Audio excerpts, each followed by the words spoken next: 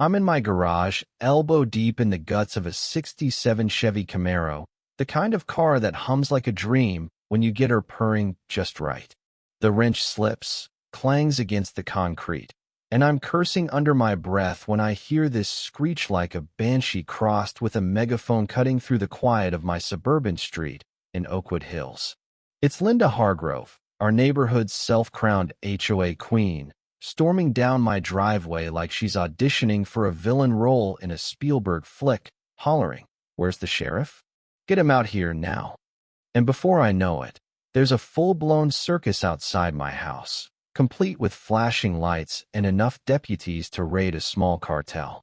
Little did Linda know, someone with enough clout to shut down her whole power trip was watching from the shadows, about to turn her big moment into the kind of flop that'd make the neighbors talk for years.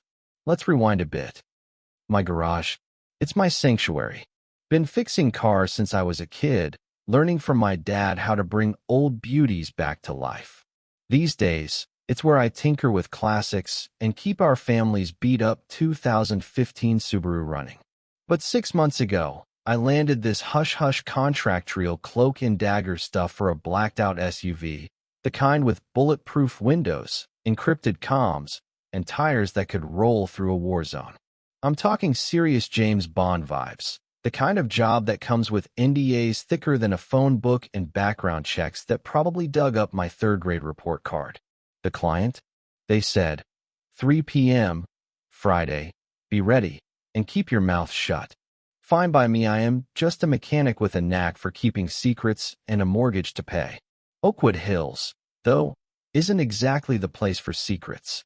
It's one of those gated communities where the grass can't grow a millimeter too long without someone clutching their pearls. Linda Hargrove's been running the HOA like it's her personal empire for a decade, strutting around with a clipboard, measuring mailbox heights, and handing out fines for unapproved flower beds. Her house on Cedar Lane looks like a McMansion had a baby with a courthouse big columns, zero charm. She's got this knack for making you feel like you're one wrong paint color away from exile. 6 weeks ago, she decided my garage was her new crusade. "That oil smells tanking our property values," she barked, standing in my driveway in yoga pants that never saw a gym, her blonde bob unmoving in the wind like it was shellacked. I tried explaining calmly, mind you, that I had permits, that restoring cars was my passion, not a chop shop. But Linda doesn't hear reason. She collects enemies like some folks collect baseball cards. My wife, Sarah, saw through her from day one. "She's just a bully with too much time," she'd say, sipping coffee at our kitchen table while our 10-year-old, Ethan, peppered me with questions about the SUV's armor plating, questions I couldn't answer without breaking federal law. "Dad, why's that car so cool? Is it for a spy?" he'd ask, eyes wide. I'd just ruffle his hair and say, "Just a fancy ride, kid." But Linda's attacks were wearing me down, letters stuffed in our mailbox, violation notices citing codes that sounded made up, and whispers at the community pool about that shady guy on Elm Street. Sarah started filming it all, turning our Ring camera into a 24/7 reality show she called the Garage Chronicles on Facebook. "If she wants a fight, we'll have receipts," Sarah said, her PR instincts kicking in from her days managing corporate crises.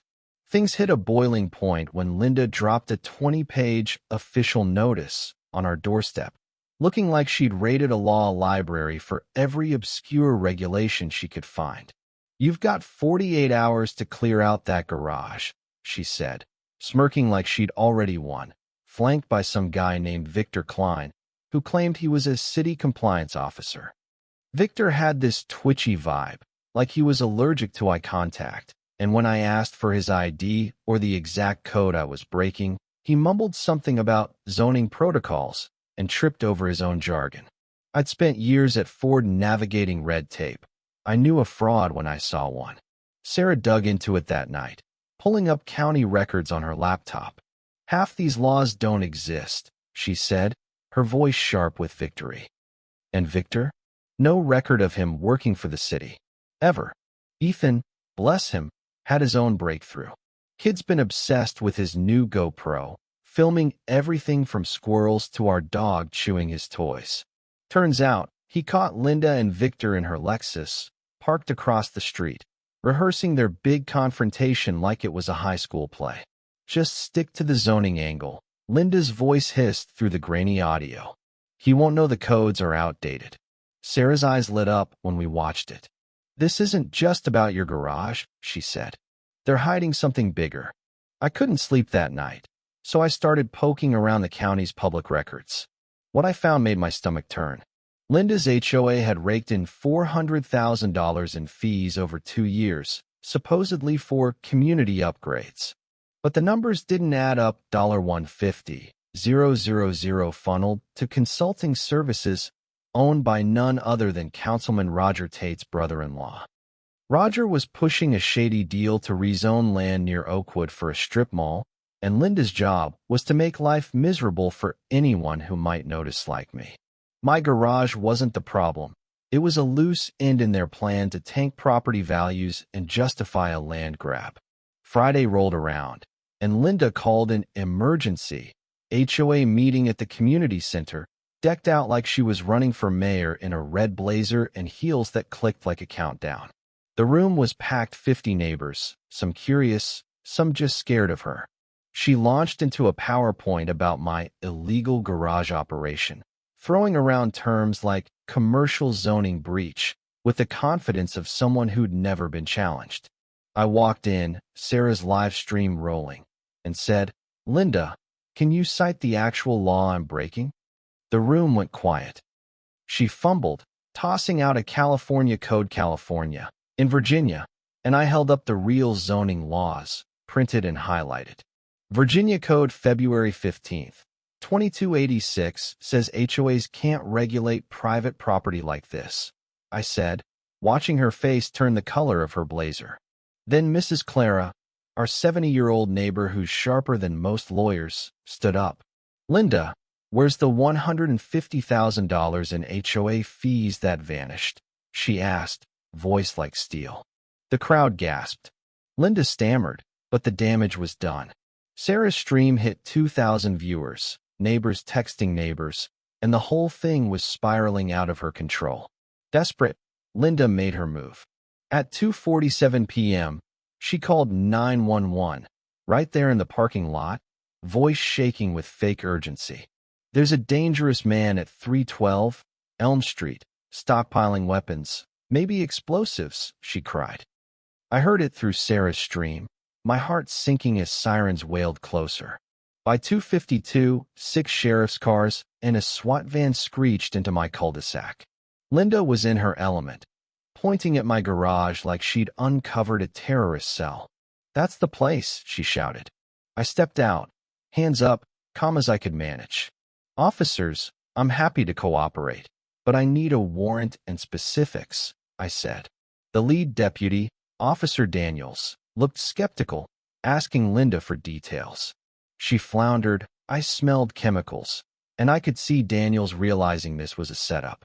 Then, at exactly 3 p.m., my garage door rolled up, slow and dramatic, revealing that black SUV, gleaming like it was ready for a presidential motorcade. The crowd froze. Out stepped Governor James Callahan, cool as ice, brushing off his suit like he'd just parked at a diner. "Gentlemen," he said to the SWAT team, who looked like they'd forgotten how to blink, "this is a state-authorized facility. You planning to arrest me for picking up my ride?" Linda's jaw hit the pavement. The deputies backed off, and Callahan turned to me, taking the folder I'd prepared: Clara's audio, Ethan's footage, the financial records. "Mrs. Hargrove," he said, voice low and deadly. "Care to explain why HOA money's funding Councilman Tate's side hustle?" It gets better. Turns out, my SUV wasn't just a fancy ride, it was part of a federal sting to catch Tate's corruption ring. For 6 months, it had been recording every move Linda and her cronies made.